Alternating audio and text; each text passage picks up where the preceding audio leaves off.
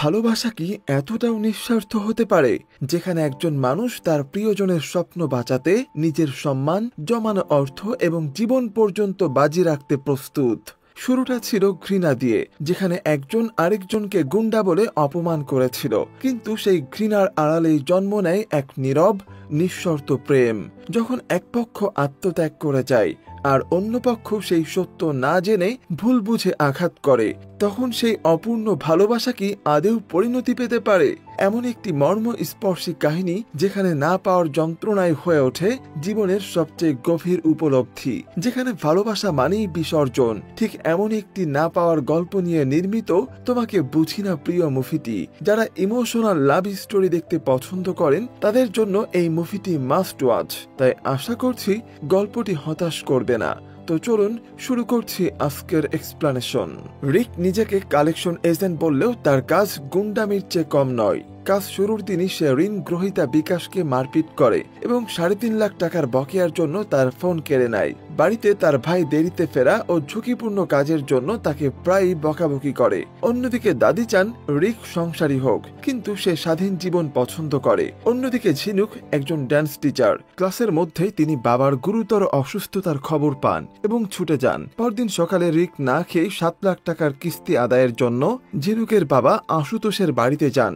রিক দেখেন আশুতোষ বিছানায় অত্যন্ত অসুস্থ, তবুও রিক অসুস্থতার অজুহাত না মেনে টাকার জন্য চাপ দেন। তখনই ঝিনুক এসে রিককে অমানবিক আখ্যা দিয়ে প্রতিবাদ করেন এবং কিছুটা সময় চান। রিক সেই আবেদন প্রত্যাখ্যান করে রূঢ়ভাবে ঝিনুকের স্কুটিটা বাজেয়াপ্ত করে নিয়ে চলে যান। রিক স্কুটিটি বন্ধু ডাম্বেলের কাছে জমা রাখেন। কিছুক্ষণ পরে ঝিনুক সেখানে এসে কাজের জন্য স্কুটিটি ফেরত চাইলে রিক স্পষ্ট জানিয়ে দেন টাকা না দিলে স্কুটি ফেরত দেয়া হবে না। ঝিনুক তাকে গুন্ডা আখ্যা দিলে রিক জবাবে বলেন তারা গুন্ডা নন, দিন রাত খেটে টাকা উদ্ধার করেন। পরদিন ছিল হলি। রিক রাস্তায় ঝিনুকের বাবার লাশবাহী গাড়ি দেখতে পান। ঝিনুককে কাঁদতে দেখে রিক ভীষণভাবে ধাক্কা খান এবং গভীরভাবে অনুতপ্ত হন। রাতে রিক চুপিসারে স্কুটিটি ঝিনুককে ফিরিয়ে দিয়ে যান, তাকে বিরক্ত না করেই। পরদিন বন্ধু ডাম্বেল লোনের টাকা আদায়ের চাপ দিলে রিক সময় চেয়ে নেওয়ার কথা বলে। এরপর রিক বিশ্বনাথ নামের এক ক্লায়েন্টের কাছে টাকা নিতে গিয়ে মারপিট শুরু করেন। ঠিক তখনই ঝিনুক সেখানে টিউশনি করাতে আসেন। ঝিনুককে দেখা মাত্রই রিক মারপিট থামিয়ে দেন এবং ডাম্বেলকে নির্দেশ দেন যেন ঝিনুককে বিরক্ত না করা হয়। এতে ডাম্বেল রেগে গিয়ে বস চেতানের কাছে রিকের দুর্বলতার কথা বলে দেয়। চেতান রিককে রেখে কাজ ছেড়ে দেওয়ার কথা বললে রিক 1 মাস সময় চেয়ে লোনের ব্যবস্থা করে দেওয়ার জন্য প্রতিশ্রুতি দেন। রিক দৃঢ়ভাবে জানান তিনি কোনো মেয়ের গায়ে হাত দেবেন না। চেতান তখন রিকের জমানো টাকা থেকে কিছু দিয়ে তাকে 1 মাসের সময় দেন। রিক ঝিনুককে রাস্তায় থামিয়ে লোন পরিশোধ করতে অনুরোধ করেন, অন্যথায় কোম্পানির ক্ষতির ভয় দেখান। ঝিনুক তাকে গুন্ডা আখ্যা দিয়ে সাহায্য নিতে অস্বীকার করেন। ঝিনুক বাড়ি ফিরে দেখেন তার জিনিসপত্র তছনছ করা হয়েছে। রিক সেখানে এসে তাকে সতর্ক করেন যে 1 মাস সময় পেলেও লোনের টাকা পরিশোধ করা জরুরি। রিক এরপর ডাম্বেলকে মারধর করেন এবং ঝিনুকের বাড়িতে হামলা করার জন্য তাকে তিরস্কার করেন। ডাম্বেল জবাবে বলে রিক ঝিনুকের প্রতি দুর্বল হয়ে পড়েছেন। ডাম্বেল চ্যালেঞ্জ করলে রিক দল ছেড়ে বেরিয়ে আসেন, তবে হুঁশিয়ারি দেন যে ঝিনুকের ক্ষতি হলে তিনি একা সব দেখে নেবেন। দল ছাড়ার পর রিক ঝিনুকের নাচের ক্লাসে গিয়ে কমিশন পাওয়ার দোহাই দিয়ে সাহায্য চান। ঝিনুক রিককে থাপ্পড় মারেন এবং স্পষ্ট জানান যে তার মতো গুন্ডার সাহায্য নেওয়া তার রুচিতে বাধে। পরদিনই ঝিনুক অপ্রত্যাশিতভাবে 12 জন ছাত্র পড়ানোর অফার পান। রিক তখন বন্ধুর কাছে নিজের খারাপ লাগার কথা বললে বন্ধু তাকে ভালো খারাপ নিয়ে জীবনের কথা বলে। রিক ঝিনুকের কাছে যান। ঝিনুক তাকে দেখে ভাবেন রিক হয়তো তার নতুন কাজের ক্ষতি করতে এসেছেন। রিক তাকে থামিয়ে দিয়ে বলেন তার কাজ টাকা তোলা। ঝিনুককে সেই মহিলা অগ্রিম টাকা দিয়ে দেন। এরপর ঝিনুক চেতানের অফিসে গিয়ে লোনের জন্য 1 বছর সময় চেয়ে আবেদন করেন। সেদিন রাতে বাড়ি ফেরার সময় ঝিনুক দেখেন রিক তার বন্ধুর সাথে মিলে টিউশনের পোস্টার লাগাচ্ছেন। রিক বলেন বেশি ছাত্র হলে ঝিনুক তাড়াতাড়ি লোন পরিশোধ করতে পারবে, তিনি কেবল নিজের কমিশন পাওয়ার জন্যই এটি করছেন। ঝিনুক তখন বলেন শেষমেশ কি তাকে একটা গুন্ডার থেকে সাহায্য নিতে হবে? রিক শান্ত শান্তভাবে বলেন, কাজ দেখে কাউকে বিচার করা উচিত নয়। এরপর ঝিনুক সেই মহিলা ক্লায়েন্টের কাছে যান এবং সরাসরি জানতে চান রিক নামের সেই গুন্ডা তার কাছে খোঁজ দিয়েছিল কিনা। মহিলা তখন রিকের আসল পরিচয় তুলে ধরেন। তিনি স্বীকার করেন একবার রিকের চাপে তাদের লোন পরিশোধ করতে হলেও পরে একদিন রিকি তার স্বামীকে একটি কার্ড দিয়ে দেখা করতে বলেন এবং একটি জবের ব্যবস্থা করে দেন। মহিলা বোঝান রিকের কাজের জন্য কঠোর হতে হয়, কিন্তু মানুষ হিসেবে তিনি ভালো। এই কথা শোনার পর ঝিনুকের রিককে নিয়ে ধারণা সম্পূর্ণ বদলে যায়। পরদিনই তিনি রিকের অফিসে গিয়ে তার খোঁজ করেন।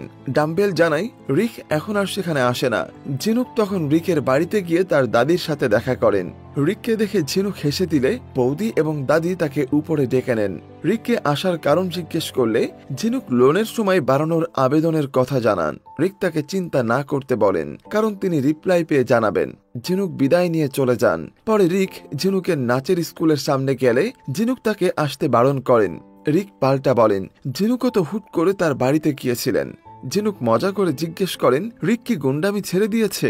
রিক তখন বলেন তিনি গুন্ডা নন, একটা ভদ্র ফ্যামিলির ছেলে। ঝিনুক মজা করে বলেন এটা জানার জন্যই তার বাড়ি যাওয়া দরকার ছিল। তখনই রিক ঝিনুককে একটা চিঠি দেন। চিঠিটি ছিল লোনের সময় না বাড়ানোর সিদ্ধান্তের চিঠি। এটি পরে ঝিনুক ও রিক দুজনেই খুবই রেগে যান। রিক তৎক্ষণাৎ চেতানের কাছে যান এবং রেগে জিজ্ঞেস করেন যখন একটি মেয়ে তার বাবার নেওয়া লোন পরিশোধ করতে 1 বছর সময় চাইছে, তখন কেন তাকে সেই সময় দেওয়া হচ্ছে না। চেতান বলে নিয়ম নীতি আছে, আর পরের কিস্তি দেওয়ার কোনো নিশ্চয়তা নেই। রিক তখন চেতানকে বলেন তিনি সেই নিশ্চয়তা দেবেন, তিনি ঝিনুকের লোন পরিশোধ করবেন। চেতান ব্যঙ্গ করে জিজ্ঞেস করে রিকের কাছে 7 লাখ টাকা আছে কিনা। রিক বলেন তিনি এতদিন যা কাজ করেছেন তার সব টাকা তো চেতানের কাছেই জমা আছে। চেতান তখন রিককে টাকা দিতে অস্বীকার করে বলে রিকের কাছে কোনো টাকা নেই। রিক রেগে চেতানের কলার চেপে ধরেন এবং বেইমানি মেনে নেবেন না বলে জানান।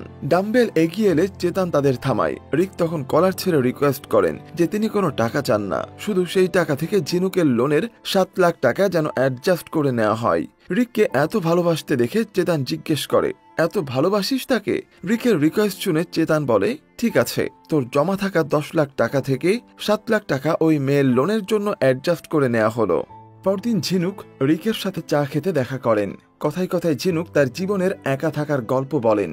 ছোটবেলা থেকেই তিনি ভেবেছিলেন তিনি একা সব সামলে নিতে পারবেন, কিন্তু মা ও বাবার মৃত্যুর পর তিনি বুঝতে পারেন একা সব করা কঠিন। রিক তখন বলেন এভাবেই তো বন্ধুত্ব হয়। ঝিনুক অবাক হয়ে জিজ্ঞেস করলে রিক বলেন যে তিনি এই ধারণা পেয়েছেন তার ভাইয়ের মেয়ে রানীর কাছ থেকে। রিক যখন হাসি মুখে তার দাদি ও রানীর ছবি দেখান, ঝিনুক মারপিট করা রিক এবং এই হাসি খুশি রিকের দুইজনের মধ্যে কোনো মিল খুঁজে পান না। এরপর ঝিনুক জানান বাচ্চাদের পড়াতে তার খুবই ভালো লাগে। তার স্বপ্ন ছিল নিজের একটা স্কুল হবে, কিন্তু লোন এবং বাবার মৃত্যুর কারণে সেই স্বপ্ন পূরণ করা আর সম্ভব হয়নি। রিক তাকে জোর দিয়ে বলেন তুমি চাইলে তাও সম্ভব বাস্তবে করা। তিনি যুক্তি দেন ঝিনুকের এতগুলো ছাত্র আছে, এখন শুধু তাদের এক ছাদের নিচে আনতে হবে। ঝিনুক তখন সংশয়ে জিজ্ঞেস করেন এত এত টাকার খরচ কিভাবে সামলানো হবে। রিক বলেন তাহলে লাগুক টাকা, সমস্যা কি। ঝিনুক তাকে থামিয়ে দেন, কিন্তু রিক তাকে ভরসা দেন যে তারা দুজনে মিলেই স্কুলের জন্য একটি ছাদ খুঁজে বের করবেন। রিক তখন বলেন যে এখন থেকে এটাই তার কাজ। ঝিনুক তার স্বপ্নের প্রতি রিকের এমন আগ্রহ দেখে মুগ্ধ হন। এরপর ঝিনুক যখন অনেক বাড়িওয়ালার সাথে কথা বলে জানতে পারেন যে বাড়ি ভাড়া আকাশ ছোঁয়া, তখন তিনি হতাশায় ভেঙে পড়েন। মাঝরাতে তিনি রিককে ফোন করেন এবং ক্ষোভের সাথে বলেন রিক তাকে স্বপ্ন দেখতে বলেছিলেন, কিন্তু এখন এত এত টাকা দিয়ে বাড়ি ভাড়া কিভাবে দেবেন। রিক তখন ঝিনুককে আর হতাশ না হতে বলে এবং বলেন আমি এখনই আসছি তোমার বাড়ি, কথা বলবো। রিক ঝিনুকের বাড়ি এসে তাকে ভরসা দেন যে তিনি কম খরচে সব ব্যবস্থা করে দেবেন। তিনি মজা করে বলেন প্রয়োজনে দাদাগিরি করে কম ভাড়ায় রুম জোগাড় করবেন। রিক ঝিনুককে বলেন তারা প্রথমে একটি রুম নেবেন এবং ধীরে ধীরে কম দামে বাকি জিনিসপত্র এনে দেবেন। ঝিনুক রিককে জিজ্ঞেস করেন কেন তিনি তার জন্য এত কিছু করবেন। রিক জানান তারা বন্ধু, আর পরে না হয় পার্টনারশিপে নিয়ে নেবেন। পরদিন রিক তার বন্ধু টনিকে ধরেন। তিনি টনির দাদুর একটি খালি বাড়ি ভাড়া নিতে চান। টনি দাদুর কঠোর স্বভাবের কথা বললে রিক বলেন তিনি 10,000 টাকা ভাড়া দেবেন এবং 1 বছরের টাকা একবারে দিয়ে দেবেন। তিনি টনিকে বলেন দাদুকে যেন ঝিনুককে কিছু না বলতে বলা হয়। এরপর রিক চেতানের কাছে গিয়ে তার জমানো সমস্ত টাকা নিয়ে নেয় এবং আনুষ্ঠানিকভাবে দল ছেড়ে বেরিয়ে আসেন। চেতান তখন রিককে কিছু না বললেও ডাম্বেলকে তাচ্ছিল্য করে বলে যে কাঁটা দিয়ে কাঁটা তুলতে হয়। অর্থাৎ তারা রিককে দিয়ে অন্য কোনো কাজ হাসিল করার ছক কষছে। রিক সব ছেড়ে ঝিনুকের স্কুলের স্বপ্ন পূরণের পথে নামেন। চেতান মনে মনে স্থির করে যে সে ঝিনুকের কাছ থেকে সুদে আসলে সব আদায় করে নেবে, তাই আপাতত রিককে ছেড়ে দিয়েছে। ঠিক তখনই নেতা রাজা বিশ্বাস চেতানকে কল করে এবং রেগে গিয়ে জানায় যে সে তার অফিসে আসছে কথা বলতে। এদিকে রিক ঝিনুক ও টনিকে নিয়ে টনির দাদুর কাছে যান বাড়ি দেখতে। দাদু বুঝতে পারেন এরা স্কুল করবে। ঝিনুককে দেখে দাদু খুশি হন, কারণ তার ইচ্ছা ছিল বাচ্চারা এসে বাড়িটা জমজমাট করে রাখুক। তিনি ঝিনুককে যত খুশি তত ভাড়া দিতে বলেন। রিক গোপনে অ্যাডভান্স টাকাটা টনিকে দিয়ে দেন। এরপর শুরু হয় ঝিনুকের স্কুল সাজানোর কাজ। রিক, টনি ও বন্ধুরা মিলে স্কুল সাজাতে সাহায্য করেন। রিক ঝিনুকের স্বপ্নকে নিজের স্বপ্নের মতোই গুরুত্ব দেন। এই সময় ঝিনুক আর রিক আরো কাছাকাছি আসেন। তাদের সম্পর্ক গভীর হয়। ঝিনুক সেজেগুজে রিকের সাথে তার বাড়িতে যান। রিকের দাদি ঝিনুককে দেখে খুবই খুশি হন এবং বলেন রিকের মনটা খুবই ভালো। ঝিনুক জানান তার মা মারা গেছেন এবং বাবাও কিছুদিন আগে মারা গেছেন। রিকের দাদি বলেন রিকেরও কেউ নেই, তাই তারা দুজন একসাথে খুব সুখে থাকবে। ঝিনুক তখন রিকের দাদিকে তার স্কুলের উদ্বোধনে এসে ফিতা কেটে দিতে অনুরোধ করেন। রিক ঝিনুকের বাড়ি পৌঁছে দেওয়ার সময় দ্বিধা কাটিয়ে বলেন আমার তোমাকে ভালো লাগে। ঝিনুক তখন রিককে থামিয়ে দেন এবং তিনিও যে রিককে পছন্দ করেন তা বুঝিয়ে দেন। সেখানে তাদের নতুন সম্পর্কের শুরু হয়। এদিকে রাজা বিশ্বাস চেতানের অফিসে এসে রিককে গালাগাল করেন। চেতান রাজাকে আশ্বস্ত করে বলে রিককে সে সূর্যের আলো দেখতে দেবে না এবং রাজার ছেলের 2 কোটি টাকার লোন মিটিয়ে দেবে। রাজা সেখান থেকে চলে যাওয়ার পর চেতান ডাম্বেলকে নির্দেশ দেয় ঝিনুকের বাড়ি খালি করার ব্যবস্থা করতে। রিক, ঝিনুক, রিকের দাদি ও ছাত্রছাত্রীরা মিলে স্কুলের উদ্বোধন করেন। রিক তখন ঝিনুককে তার বাবার একটি ছবি ফ্রেম করে উপহার দেন। ঠিক তখনই সেখানে আসে পুলিশ এবং জানায় রিককে থানায় যেতে হবে। তার বিরুদ্ধে রাজার ছেলেকে মারধর করে 2 কোটি টাকা লুটের অভিযোগ আছে। ঝিনুক হতবাক হয়ে রিককে জিজ্ঞেস করেন সে কি কিছু লুকিয়েছে কিনা। রিক বলে তিনি নির্দোষ। রিক চেতানকে কল করতে বললেও পুলিশ তা শোনেন না এবং রিককে টেনে নিয়ে যায়। রিকের দাদি অসুস্থ হয়ে পড়েন। পরদিনই ডাম্বেল লোকজন নিয়ে ঝিনুকের বাড়িতে আসে এবং বাড়ি খালি করার নোটিশ দেয়। ডাম্বেল বলে রিক ঝিনুকের কাছ থেকে টাকা নিয়ে তা কোম্পানির কাছে জমা দেয়নি, বরং নিজেই উড়িয়েছে। ঝিনুক রিককে ভুল বুঝতে শুরু করেন এবং ভাবেন তিনি এত বড় ধোঁকা খেলেন। ঝিনুক এরপর থানায় রিকের সাথে দেখা করতে যান। অফিসার রিককে মিথ্যাবাদী ও গুন্ডা বলে অপমান করেন। ঝিনুককে চাপ দিয়ে পুলিশ বলে তার স্কুলের 1 বছর টাকা কে দিয়েছে, কারণ পুলিশ জানে স্কুলটি কালো টাকা সাদা করার আড়ালে চলছে। রিক বারবার ধমক খেয়ে চুপ থাকেন। ঝিনুক রাগে রিককে বলেন তোমার লজ্জা করছে না একটা ক্রিমিনালের টাকায় বাচ্চারা পড়বে। তিনি রিককে ধোঁকাবাজ বলে গালি দেন এবং তার কোনো কথা শুনতে অস্বীকার করে চলে যান। জেল থেকে ছাড়া পেয়ে রিক বাড়ি এসে দেখেন তার দাদি চিন্তায় মারা গেছেন। তার ভাই তাকে দাদির মৃত্যুর জন্য দায়ী করে বাড়ি থেকে তাড়িয়ে দেন। রিক তখন ভেঙে পড়ে এবং চেতানের কাছে গিয়ে তার জমানো 10 লাখ টাকা ফেরত চান। চেতানের লোকেরা তাকে মারধর করে। ডাম্বেল তখন অনুতপ্ত হয়ে টাকার ব্যাগটি রিককে দিয়ে দেয়। রিক সেই আঘাত নিয়ে ঝিনুকের বাড়িতে যান।